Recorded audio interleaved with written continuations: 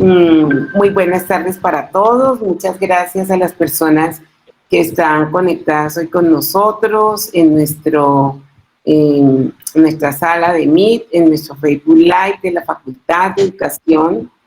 Estas conversaciones son unas conversaciones que venimos realizando pues ya desde el 14 de julio. Hoy exactamente es la número 14. Por ello, pues queremos agradecer a todas las personas que digamos que han hecho posible esta situación. ¿Siguen viendo mi pantalla? Sí. Entonces, esta conversación o estas conversaciones se hacen desde el Centro de Investigación en Calidad de Excelencia en Calidad de la Educación de la Facultad de Educación de la Universidad Surcolombiana, con el liderazgo de nuestro decano, el profesor Leonardo Herrera Mosquera. Gracias a todas las personas, igual a nuestros ponentes. Hoy en nuestra conversación número 14, entonces nosotros hemos puesto algo así como temas pendientes en la formación de profesores. Tenemos dos ponentes, que son la doctora María Isabel Mena García, y la doctora María Elena Ramírez Cabanzo.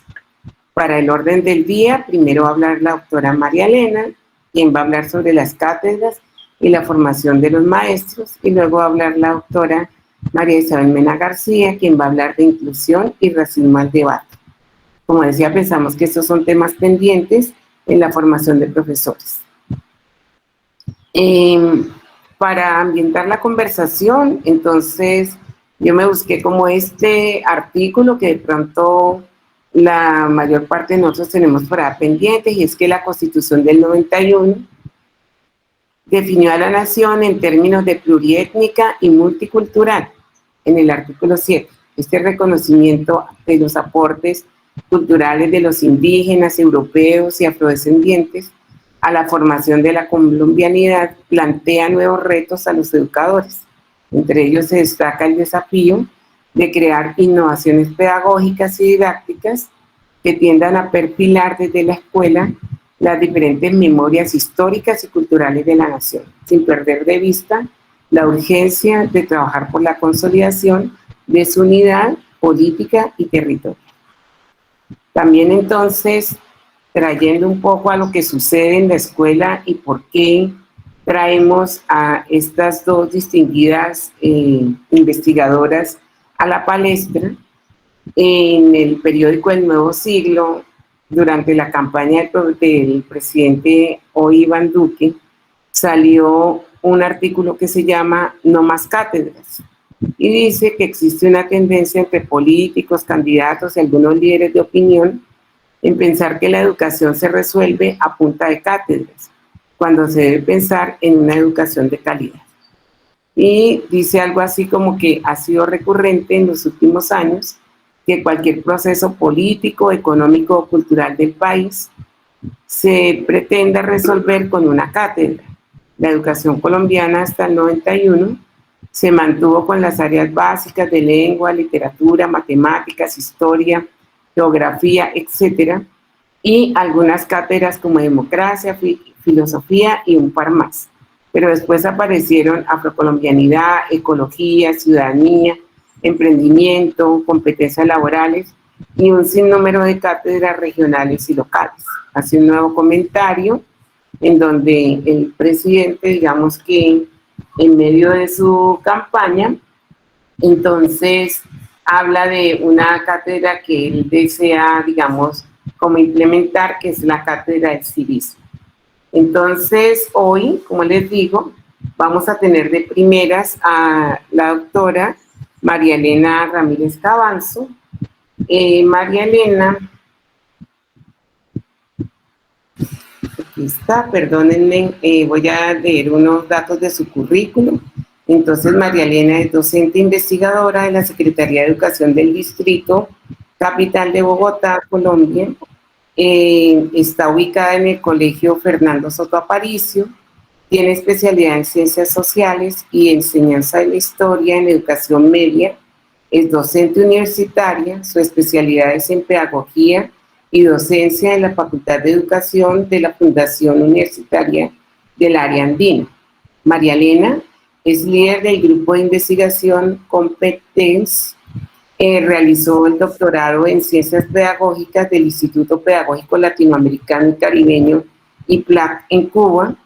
Tiene maestría en Educación de la Universidad Santo Tomás de Aquino, especialización en la enseñanza de la historia de la Universidad Santo Tomás de Aquino, también en Bogotá, especialización en docencia universitaria en la Universidad Cooperativa de Colombia, y es licenciada en Ciencias de la Educación con especialidad en Ciencias Sociales de la Universidad Distrital Francisco José de Cali. También quiero comentar, voy a dejar aquí de presentar, y quiero comentar para iniciar esta conversación que tengo la dicha, pues si no podía dejar de mencionarlo aquí, de conocer a María Elena desde cuando hacíamos los primeros pinitos como docentes de un colegio particular por allá hace muchos años en Bogotá.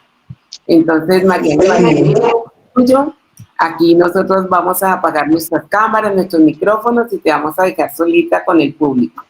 Gracias, Martica. Un saludo muy grande y muchas gracias por invitarme a este escenario de conversaciones sobre educación. Y un saludo muy especial para mi compañera del día de hoy, para María Mena. Me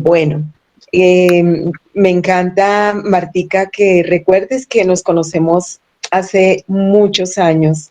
Y cuando a veces uno dice, no lo voy a mencionar, y yo digo, no, sí lo tenemos que mencionar porque eso habla también del recorrido que hace el maestro para estos jóvenes que están hoy formándose. Entonces nosotras nos conocemos por allá desde el año 86, Martica. Y eso quiere decir que podrán pasar otros 10, 15 años hasta donde sea, y tenemos que seguir siendo vigentes, tenemos que seguir estando actualizadas y ante todo inquietas por el saber. Es eso ante todo. Y cuando yo hago esa mención, me voy a tomar el trabajo de compartir dos imágenes como punto de referencia para el día de hoy. Y tiene que ver con, no sé si están viendo la presentación. Sí, estamos viendo tu pantalla. Ok, muchas gracias. Bueno, he titulado este ejercicio como la formación de docentes sujeto sentipensante, una reflexión desde, y esa es la gran pregunta, ¿desde dónde nos posicionamos cada uno de nosotros? Nosotras, maestras universitarias, pero María Elena también, quien les habla, maestra de aula, y ustedes quienes están aquí, docentes de la Facultad de Educación, pero también estudiantes de la Facultad de Educación. Y esa es una de las tareas grandes que nosotros tenemos que generar, y es estos espacios de reflexión y de crecimiento. Y solo en estos escenarios es que, y en estos debates es que nos constituimos como maestros. Pero en los últimos 10 años vengo trabajando sobre el concepto de sujeto sentipensante, tanto en el estudiante como en el docente. ¿Cómo nos constituimos como sujeto sentipensante? Entonces voy a traer a reflexión como 3 grandes momentos. El primero de ellos es recordar que nosotros como maestros que nos articulamos a la pedagogía, tenemos una tarea fundante, y es ese concepto de formación. Entonces, para ello debemos revitalizar la pedagogía como ese saber. Y cuando el maestro en su proceso de formación es consciente de esa tarea, y cuando empieza a reflexionar esa tarea, entonces empieza a constituir ese saber. Y ese saber solamente es visible en la medida que tiene esa proximidad ¿a qué? A un ejercicio de indagación y de reflexión, es decir, cuando investiga su hacer pedagógico y su hacer didáctico. Y en esa medida que nosotros estamos investigando ese hacer pedagógico y ese hacer didáctico, pues estamos aportando lógicamente a esa formación como un sujeto, pero también en esa formación como sujeto no podemos desconocer que nosotros estamos en unos escenarios de interacción permanente. Entonces traigo a colación como dos personajes importantes desde las pedagogías críticas, McLaren y Girós, y desde pues esta pedagogía popular, Paulo Freire. Y es que en la medida en que nosotros vamos creciendo teóricamente, vamos a ir asumiendo una serie de referentes que con ellos debemos como orientarlo a nuestro hacer. Y es bueno, yo como un maestro que estoy empoderada desde ese sentido de humanización que tiene la palabra pedagogía y la palabra formación, entonces, ¿cómo me contextualizo en diferentes escenarios en donde esté? Y como ese maestro que me formo, entonces, ¿cómo doy uso de esa palabra y de ese actuar y desde esa pedagogía de la comunicación? Entonces, desde esas miradas me formo, pero también indago qué sucede con mi hacer como maestro. Por ello, entonces, llegamos como a este punto que es el esencial, el del día de hoy. Y es que el maestro, como un docente sentipensante, está ubicado en diversos contextos, contextos rurales, contextos indígenas, contextos urbanos, contextos con comunidades en desplazamiento, contextos con comunidades de migración, contextos en unas condiciones muy pobres también, pero también contextos desde ese hacer como es este escenario. Este es otro contexto mediado por la virtualidad, pero también es un contexto en ejercicio de formación. Y eso nos conduce entonces a pensarnos como sujetos políticos. Freire lo decía, en la medida en que el docente se va formando y está comunicando esas reflexiones que está haciendo desde esos contextos diversos, no puede olvidar y no puede desconocer que es un sujeto político. Y aquí, en este preciso instante de ser sujeto político, entonces yo tengo que traer nuevamente a mención las palabras de iniciación que planteaba mi estimada Marta. Y ella decía, es que acaba de salir un documento desde la presidencia de que se quieren más cátedras. Entonces yo como sujeto político que me he ido formando en la medida en que estoy en mi ejercicio como maestro, entonces yo tengo que empezar a reflexionar qué significa eso. Y ya hacia allá vamos a orientar un poco la conversación. Entonces, todas estas ideas y estas propuestas tienen que orientar que la formación del docente, de ese docente sentipensante, debe estar dado en dos medidas. Y es cómo puede comunicar sus emociones, sus afectos, sus sentires, sus pensares a través de ese ejercicio pedagógico que también es un acto comunicativo. Y ese ejercicio pedagógico tiene una relación directa de mi ser político, como mi ser docente como un sujeto político. Y un sujeto político en un contexto que se forma permanentemente. Entonces, en la medida en que yo me estoy formando y en esa medida en que yo estoy contextualizado, me estoy constituyendo como un sujeto sentipensante. Y en este caso, como un docente sentipensante. Hago un paréntesis para comentar. El concepto sentipensante planteado de Orlando Falsborda, cuando él en sus recorridos por el Valle del Sinú conversaba con los pescadores en la canoa y le decía, estos pescadores a Orlando Falsborda le decía, hagamos silencio para sentir la naturaleza y para poder pensar desde la naturaleza. Escuchemos el agua para poder comunicar desde el sonido del agua. Somos seres que sentimos y que pensamos. Entonces, Orlando, a partir de esas conversaciones, acuña el concepto sentipensante, que después lo toma Eduardo Galeano, que lo lo expresa en su libro, el libro de los abrazos, de una manera mágica, y pues ya han surgido otras reflexiones que pues entre esas reflexiones estoy aquí acuñando y exponiendo ese concepto. Entonces, en la medida en que ese docente como sujeto sentipensante se encuentra en estos escenarios, llámese estos escenarios de transformación de esos espacios donde los sujetos y las relaciones están permanentes, es abrir a boca, es la cotidianidad, pues no podemos quedarnos quietos como sujetos que sabemos, sujetos de saber también, y debemos cuestionar lo que está pasando en la política cotidiana y debemos reconocer cuáles son los intereses de esos sujetos que participan y que generan ciertas tensiones. Entonces aquí retomo un poco el sentido del día de hoy, que es esto.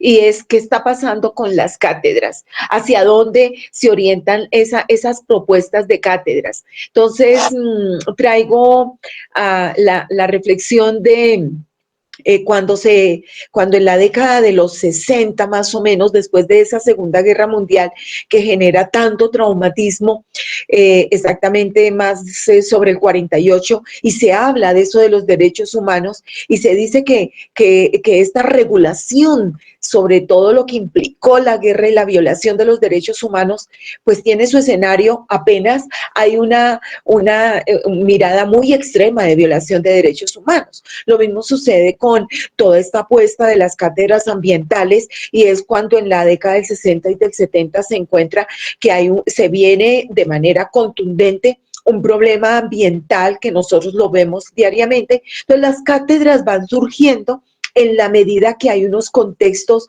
de tensión y unos contextos de vulnerabilidad frente a esa propuesta que está dando. O también esas cátedras que muchos de los maestros que aquí nos están escuchando y que van a estar en sus diferentes contextos, cuando llegue le van a decir a usted le toca, usted por favor orienta, usted debe, usted no olvide que le corresponde, y muchas de esas temáticas y de esas cátedras pues aterrizan en el escenario de aula.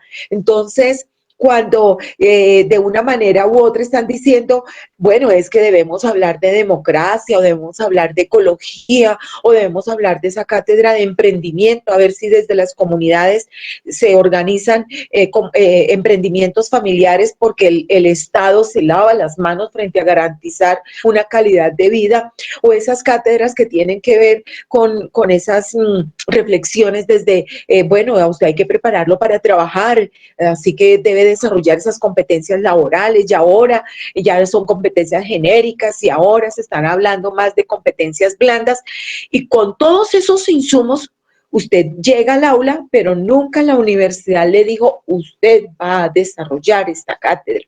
Ahora que se habla de la Cátedra de la Paz como un insumo para poder comprender un poco como qué pasa con ese concepto que se diluye cada día y que no nos corresponde a nosotros los maestros, sino a todo un fenómeno estructural, es decir, desde Estado, desde la economía, desde las instituciones y desde todos aquellos elementos que tienen contacto directo con la comunidad. Entonces, cuando uno se encuentra con estas opciones también de vida, porque es que la vida pedagógica es una opción que uno elige, pero también se encuentra con estas orientaciones desde la institucionalidad, llámese el colegio privado o el colegio, perdón, o el colegio del Estado, que le dice oriente tales cátedras, lo que hay que echar a mano es esta pantalla que ustedes están aquí observando. Y es de manera transversal, como yo retomo esos insumos que me dan a mí las cátedras, hago una lectura de los sujetos con los que yo estoy participando, identifico esos conflictos que hay en ese escenario de aula, y entre todos, desde el círculo de la palabra, como sujetos de saber, a partir de unas relaciones intersubjetivas, cuestionamos la política, pero también generamos unas apuestas de cuáles son esos elementos que se viven en mi contexto que yo debo retomar. Incluso a nivel latinoamericano y desde la OEI se estaba hablando que para el 2020 se iba a hacer un encuentro de maestros en los que estaba por aquí invitada para hablar de esa famosa cátedra de inclusión desde la migración, por la presencia de una cantidad del concepto de migrantes, pero una cantidad de sujetos que se mueven en los territorios, y no es solamente el venezolano, sino esa cantidad de sujetos desde la ruralidad, desde otras regiones, desde los territorios, desde las ciudades, desde otros países, y especialmente para aquellos lugares que son acopio de ello. Entonces, cuando ya nos encontramos con esta postura desde Presidencia de hablar de civismo, voy a traer a colación una experiencia por allá del 2002, donde llega otra cátedra que se llamaba Cultura de la Legalidad. Y esta cátedra no era otra cosa, sino que el gobierno la adaptaba para generar una reflexión, una mirada frente a la norma y frente a la ley. Y acá el concepto de civismo no tiene sino otra relación, y es meter desde la institucionalidad a la escuela y al maestro la responsabilidad que se asume como ese sujeto que usted señalado, va a tener que trabajar eso de civismo que nosotros perfectamente conocemos y sabemos que no es desde la escuela, sino que es desde el modus operandi de toda la estructura económica, política y social de una nación. Así que desde esta reflexión y desde esta mirada podemos entonces no solamente retomar todo ese sinfín de cátedras, sino desde la escuela cómo se hace, desde esa mirada transversal, cómo se hace. Una mirada más orientada desde los sujetos, sí, desde los currículos también, pero desde los acuerdos. No es que, como sucede en algunos lugares, el docente de sociales se encarga de ciudadanía y la docente de literatura se encarga de el proyecto comunicativo, y la docente de ciencias desde el proyecto ambiental, y se fracciona todo el saber de la institución en las diferentes áreas como si esa fuera la solución, y lo único que eso genera son, primero, una desarticulación total del currículo con el contexto, y segundo, un desconocimiento del sentido de esas palabras claves como es currículo transversal y un proceso de inclusión transversal, como ese concepto que nos puede generar una apuesta para toda la institución, donde se trabajen muchos de los elementos que tienen las cátedras, especialmente por el área de formación, las cátedras, por ejemplo, de interculturalidad, o las cátedras de afrocolombianidad, o las cátedras de derechos humanos, o las cátedras de paz, que no son otra cosa cuando uno hace una matriz de encuentro. Lo que va a hacer es que las mismas palabras están en todos, palabras que debe trabajarse en la escuela y en la institución de manera transversal, y es, por ejemplo, el respeto al otro, a la diferencia, al medio ambiente, a sí mismo.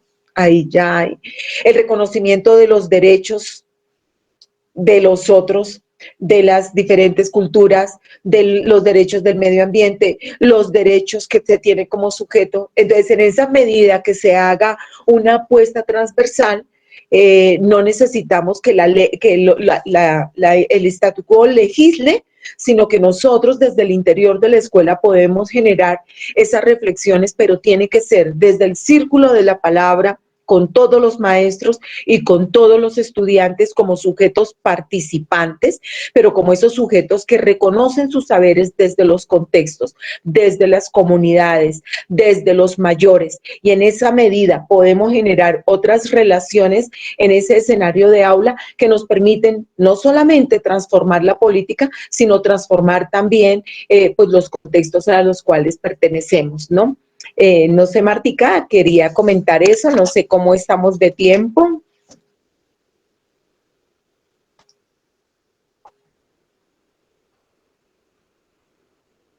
Aló, ¿me están escuchando? Sí, señora. Sí, señora. Muchas gracias. Tengo apagado el micrófono y la cámara y entonces te estoy contestando, sí, sí, perfecto. Bueno, Listo. dan unos 2, 3 minuticos, pero si quieres detenerte a 2 preguntas y luego las contestas, o si quieres Ok. terminar lo que estás diciendo, tú decides. Sí, terminaría con esto, ¿no, Martica? Y es que Dale. la formación de docentes sentipensantes exige muchos elementos, pero entre ellos la reflexión desde ese pensamiento crítico, donde nosotros permanentemente estamos confrontando esa teoría con la realidad. Debemos hacer siempre una lectura crítica del contexto de esa realidad, generar el debate, la conversación para poder divulgar como sujetos, como ciudadanos, como docentes, como sujetos políticos y como pues docentes sentipensantes. Gracias, Martica, muy amable. Eso quería compartir con todos ustedes.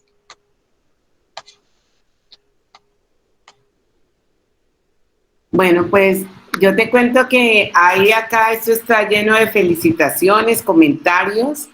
Entonces voy a leerte una pregunta que ha hecho Rocío Blanco Paloma por el Facebook. Ella es una de nuestras auxiliares acompañantes en el centro de investigación. Entonces ella dice que en la diapositiva 6 tú muestras un esquema direccional que ella comparte, pero que ella le ve más viabilidad si fuera inverso, es decir, desde reconocer los conflictos para la transformación de espacios, o que si la direccionalidad no importa, que tú que... Gracias, Martica. Pues efectivamente yo puedo leerlo desde cualquier mirada. Yo puedo empezar por el concepto de formación, o puedo empezar por el concepto de pedagogía, o puedo empezar por el concepto de contexto sociodiverso, o puedo empezar por el concepto de comunicación desde donde sea. Lo que sí es cierto es que esa mirada circular nos puede llevar ¿a qué? A constituirnos como docentes sentipensantes. Y la lectura la podemos hacer en cualquier dirección, incluso hasta vertical, horizontal, en diagonal. Ya. No sé, bueno, Paloma, por aquí están las... Entonces yo voy a ir llamando a la profesora, a la doctora María, por si ella quiere hacerte alguna pregunta para terminar y enlazar. María, ¿estás por allí? Sí, yo estoy por aquí escuchando a la colega. Seguramente nos vimos, nos cruzamos ahí en las gradas de la distrital, en sociales. Yo formulé la primera electiva sobre historia de África para la educación básica. Me enorgullece haber hecho eso. Qué maravilla. Y bueno, creo que tus reflexiones abonan a un campo muy importante, que es tanto la formación de los maestros como los caminos concretos que tenemos para el trabajo en las instituciones educativas, con maestros en formación, con maestros ya formados, pero que hacen procesos progresistas de actualización. Entonces, no sé si quisieras aportar en todo este debate de que las cátedras son necesarias, seguramente son insuficientes, pero sobre todo que mientras las universidades nos forman en disciplinas, las opciones de hacer transversalidad son bien riesgosas y complejas para los maestros. No sé si quisieras sobre el tema. Sí, lo que acabas de plantear, María, es cierto. Lamentablemente estamos aún ancladas a un currículo muy dividido, unos currículos fragmentados, unos currículos donde yo siempre he creído que también eso tiene una intencionalidad, divide y reinarás. Entonces, en la medida en que yo tenga... Sí, si quieres, María Así, Elena, le voy dando el paso a María Isabel y ahorita entonces al final imagínate. de la Entonces, conversa, en ese orden de ¿sí? ideas, lamentablemente, las cátedras también se han convertido en un insumo de fragmentación. Listo, dale. Bueno, entonces voy a darle el paso y ahí te quedas tú con la respuesta, ahorita la completamos.